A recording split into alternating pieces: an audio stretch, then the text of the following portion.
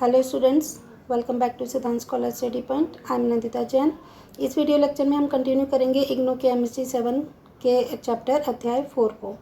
ये अध्याय 4 का लास्ट क्वेश्चन है और वो है संरचनावाद क्या है, समझाइए।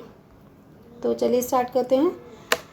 वस्तुतः संरचनावाद का मूल आधार प्रसिद्ध भाषाविद सेस्यूर का भाषा संबंधी अध्ययन है।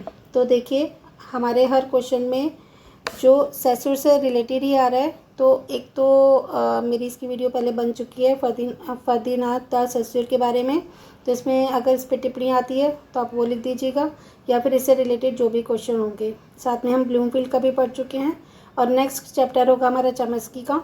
इन तीनों में से ना एक पर टिप्पणी ज़रूर आती है। तो फोर्थ और फिफ्थ चैप्टर हमारे लिए बहुत ही इंपॉर्टेंट है। एक क्वेश्चन आपको यहाँ से ज़रूर मिलेगा। तो हमने पढ़ा कि वस्तुतः संरचनावाद का मूल आधार प्रसिद्ध भाषाविद सेस्यूर का भाषा संबंधी अध्ययन है। भाषा विज्ञान के सातत्य में जिस शैली विज्ञान का विकास हुआ और साहित्य अध्ययन के लिए कृति के लिए भाषागत स्वरूप, उसकी भाषिक संरचना पर बल दिया गया, उसी से संरचनावाद आदि अलग संकल्पनाएं निर्मित हुईं और कालांतर में ये विचारधाराएं पश्चिम में प्रत्ययवादी भाषा दर्शन के रूप में विवाद का विषय बनी। संरचनावाद और उत्तर संरचनावाद पर अलग अलग विद्वानों ने अलग अलग बिंदु और मॉडल प्रस्तुत किए हैं और इन संकल्पनाओं को जटिलतर बना दिया गया है। अब ये अवधारणाएं भाषा साहित्य ही नहीं, मानव समाज के विभिन्न आयामों को स्पर्श कर रही हैं। ठीक है, तो अलग अलग टाइम पर अलग अलग विद्वानों ने अलग अलग विचार बिंदु प्रस्तुत किए। इन संकल्पनाओं को इसकी वजह से बहुत ज़्यादा जटिल बन गई। अब ये अवधारणाएं सिर्फ भाषा साहित्य पर ही नहीं बल्कि मानव समाज के विभिन्न आयामों को भी स्पर्श कर रही हैं।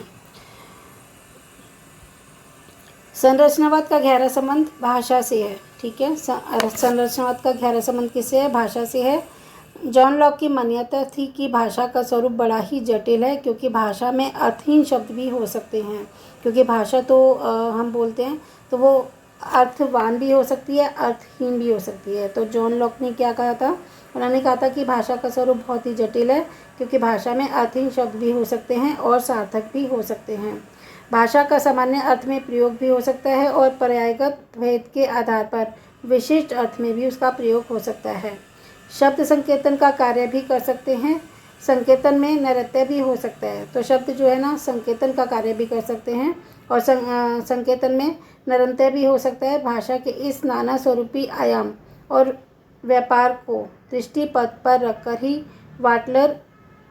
वाटलर बेंजामिन की मान्यता थी। क्या कहा गया है कि भाषा के इस नाना रूपी आयाम यानी कि अनेक तरह के आयामों को और व्यापार को दृष्टि में रखकर ही, वाटलर बेंजामिन भी एक भाषाविद थे, उनकी क्या मान्यता थी कि मनुष्य की भाषाओं के अतिरिक्त भी भाषाएं मनुष्य जानता है। मनुष्य की भाषाओं के अतिरिक्त भी भाषाएं जो हैं वो मनुष्य जानता है, किंतु नामकरण अभी तक नहीं किया जा सका है। इन विद्वानों की मान्यता एक और भाषा के जटिल स्वरूप की ओर इंगित यानी कि इशारा करती हैं, तो दूसरी तरफ भाषा के संकेतन प्रधान रूप की ओर भी इशारा करती हैं।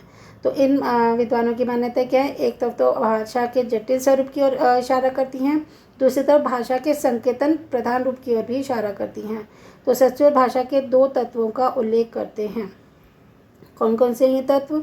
नंबर 1, पैरोल, वचन या उच्चार, जो भाषा का भौतिक और कार्यकारी पक्ष है, जिससे भाषा को स्ट्रक्चर मिलता है। दूसरा है लंगुई, भाषा का मनोवैज्ञानिक पक्ष है, ये साइंटिफिक है। और भाषा के नियम अमूर्त और तर्कातीत होते हैं, कि भाषा के नियम क्या अमूर्त हैं और तर्क अतीत होते हैं, जिनसे प्रयोक्ता मतलब जो बोल रहा है उसका प्रयोग कर रहा है, उसका रूप, वचन या उच्चार नियंत्रित किया जाता है। इस भाषा में वाक ही नहीं मुख्यतः मूर्त मानी जाती है। इस लुंगई और पैरोल भाषा और वाक की प्रक्रिया ही संरचना और संरचनावाद के मूल में है। तो लुंगई और पैरोल दोनों से ही मिलकर भाषा की संरचना और संरचना बनता है। मानव शास्त्री लेवी स्ट्रॉस ने अपने संरचनावादी दृष्टिकोण को सेस्यूर से प्रेरित होकर ही स्थापित किया था और आदिम वस्तुओं, मनुष्यों, काबिलों, मिथकों की रचना की तलाश भी उन्होंने की थी। संसार के अधिकांश मिथकों का अध्ययन करते हुए उनके विभिन्न रूपों को भी उन्होंने खोजा था। यह भिन्नता यदि वाक्य है तो मूल मिथक आधार भाषा की तलाशी संरचना का प्रारूप है। वस्तुतः संरचनावाद का सार तत्व रूपवाद में ही निहित है। तो संरचना का मेन जो सार है वो किसमें है? रूपवाद में ही निहित है, जिसमें भाषा के बाहर कुछ भी अग्राह्य नहीं है। भाषा एक संगठक संकल्य है जिसके अनेक घटक या अवयव या एलिमेंट्स हो सकते हैं। अवयव एक और अपने अगले अवयव से जुड़ा होता है और साथ ही अवयवी से भी जुड़ा होता है। तो अवयव जो है, एक जो तत्व है वो अगले अवयव से तो जुड़ा होता ही है, साथ में अवयवी से भी जुड़ा होता है। संरचनावाद किसी वस्तु, कृति, घटना या समाज का अध्ययन इसी सावयवी पद्धति से करता है।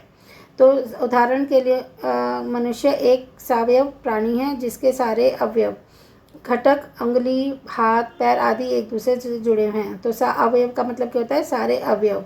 तो मनुष्य भी एक बहुत सारे अवयव वाला प्राणी है जिसके सारे अवयव एक दूसरे से जुड़े हैं, जैसे अंगुली, हाथ, पैर सभी एक दूसरे से जुड़े हुए हैं और साथ ही मनुष्य से भी जुड़े हुए हैं। एक ही क्षति से संरचना विखंडित हो जाएगी। अगर इनमें से कोई भी चीज़ अगर खंडित हो जाती है ना, तो पूरी की पूरी मानव की संरचना है वो विखंडित हो जाएगी और इस कारण का प्रभाव दूसरे पर भी पड़ेगा। तो अगर एक को कुछ होता है तो उसका प्रभाव दूसरे पर भी पड़ता है। तो अगर एक मानव खंडित होता है, उसके हाथ पर उसके अवयव खंडित होते हैं, तो दूसरे मानव पर भी इसका असर पड़ता है। ठीक है, तो इस 4 चैप्टर की आज सारी वीडियोस हो गई हैं। सारे चैप्टर क्वेश्चंस हमने कवर कर लिए हैं। अगला चैप्टर होगा हमारा चामस्की तथा रूपांतरण, निष्पादन और व्याकरण। तो चामस्की में से भी इम्पोर्टेंट क्वेश्चन एक आता है। तो 4 चैप्टर को तो आप बहुत अच्छे से करना ही है, 5th भी बहुत अच्छे से कर लेंगे, क्योंकि इन दोनों में से एक क्वेश्चन आना आपका पेपर में लगभग तय है। चलिए मिलते हैं नेक्स्ट वीडियो में।